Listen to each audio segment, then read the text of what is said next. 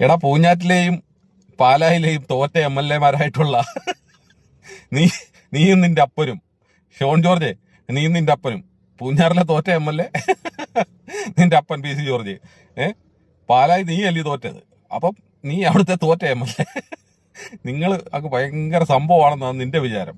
എടാ, നിന്നെപ്പറ്റി നിന്റെ തന്ത ചിന്തിക്കുന്നതിന് മുമ്പ് കേരള നിയമസഭയിൽ MLA ആയിട്ട് വന്ന ആളാണ് സഖാവ് പിണറായി വിജയൻ.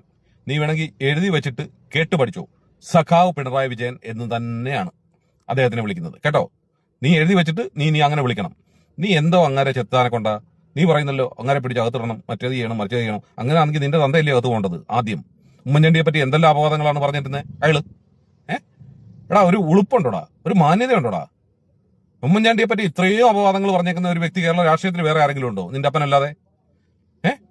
എന്നിട്ട് നീ വന്നിരുന്ന ഒരു ഉളുപ്പും ഇല്ലാതെ ജഗതിയുടെ മോളെ വിളിച്ചോണ്ട് പോയി കല്യാണം കഴിച്ചിട്ട് അവളെ മാമോദിസ മുക്കി ക്രിസ്ത്യാനിയാക്കാതെ നീ കെട്ടിയില്ലല്ലോ.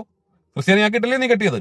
നീ വലിയ BJP കാരനാണല്ലോ. നീ എന്തുകൊണ്ട് ഹിന്ദു പെണ്ണായിട്ടുള്ള ജഗതിയുടെ മോളെ അവളെ ഹിന്ദുവായിട്ട് തന്നെ കെട്ടിയില്ല? നിനക്ക് മാമോദിസ മുക്കിയാലേ അവളെ അങ്ങോട്ട് കെട്ടാൻ പറ്റത്തുള്ളായിരുന്നോ? എന്നിട്ട് നീ വലിയ വാചകം അടിക്കുന്നേ വന്നിരുന്ന്.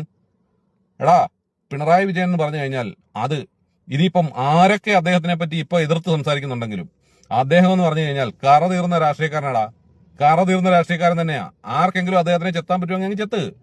ഒരുപാട് നാളായിട്ട് നടക്കുന്നുണ്ടല്ലോ എന്തൊക്കെയാ സംഭവങ്ങൾ നടന്നേക്കുന്നേ. പിന്നെ ഖുറാനിൽ കൂടെ സ്വർണം കടത്തി, ഈന്തപ്പഴത്തിൽ കൂടെ കടത്തി, പിന്നെ ബിരിയാണി ചെമ്പി കൂടെ കടത്തി.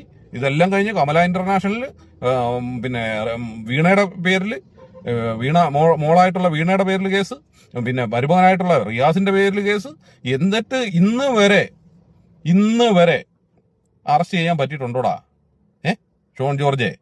എടാ, ചുമ്മാതെ നീ പോയി കിടന്ന് ഉറങ്ങാൻ നോക്കണേ. പോ, നീ മൂത്രം ഒഴിച്ചിട്ട് പോയി കിടന്ന് ഉറങ്ങ. പോ. കഴിഞ്ഞ ദിവസം അപ്പൻ PC ജോർജ് പറഞ്ഞതേ ഉള്ളൂ, എനിക്കൊരു തന്തേ ഉള്ളൂ, അത് നരേന്ദ്രമോദിയാന്ന്.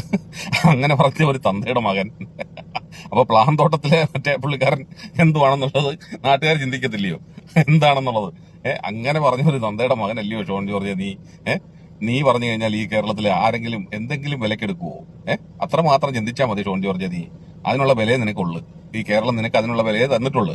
ഇനി നിനക്ക് നിന്റെ അച്ഛനും ഇത് തന്നെ വിലയുള്ളു. കാരണം നിങ്ങൾക്ക് ഇനി വീട്ടിൽ ഇരിക്കുക, അത്രേ ഉള്ളൂ. അല്ലാതെ നിങ്ങൾ കേരള നിയമസഭ കാണുമെന്ന് ചിന്തിക്കുകയേ വേണ്ട.